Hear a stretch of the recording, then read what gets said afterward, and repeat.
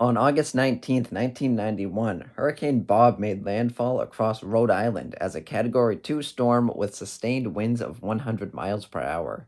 The storm tracked across the Massachusetts South Shore before making landfall in Maine as a tropical storm. This was nearly 33 years ago.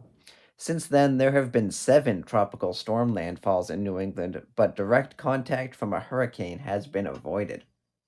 While direct landfalls from hurricanes are uncommon in New England, this current span without one is growing to be notable.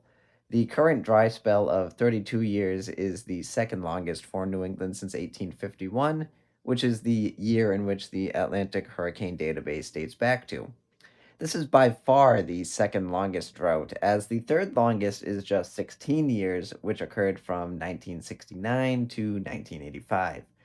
Despite this fact, New England still has another decade to reach the longest drought ever of 42 years, which occurred from 1896 to 1938. There have been close calls during this drought. In 2021, Henri, a Category 1 hurricane, was on a collision course with southern New England and was, for a time, expected to end this drought. Henri would weaken rapidly upon approach and make landfall in Rhode Island as a high end tropical storm.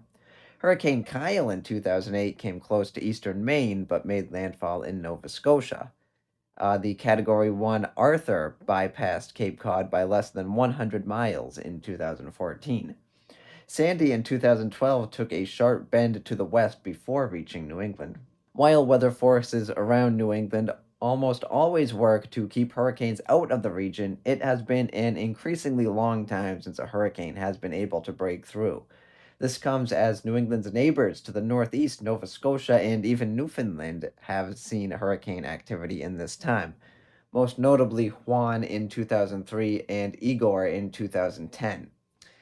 In 2022, Fiona hit Nova Scotia as a post tropical storm with winds still equivalent to a Category 2 hurricane.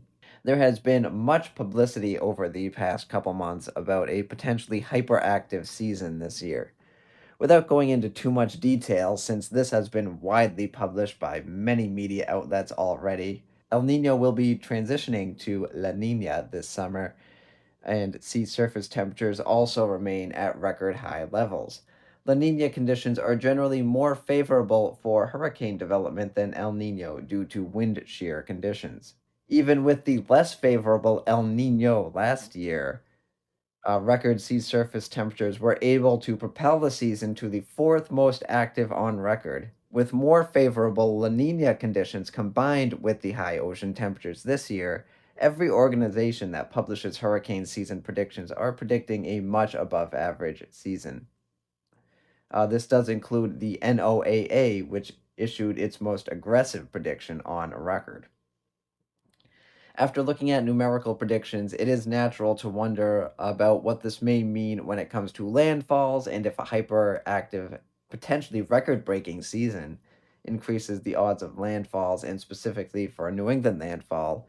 The reality is that there's no way to predict the number of hurricane landfalls and where they'll make landfalls in long term predictions. Weather patterns that steer hurricanes can't really be forecasted until the storm actually forms, since these patterns are always changing and shifting around, as we all know. A hurricane will make landfall in New England again, whether that happens this year, next year, or 10 plus years from now, setting a new record for longest drought. There's no way to know for sure until a storm is actually bearing down on the region.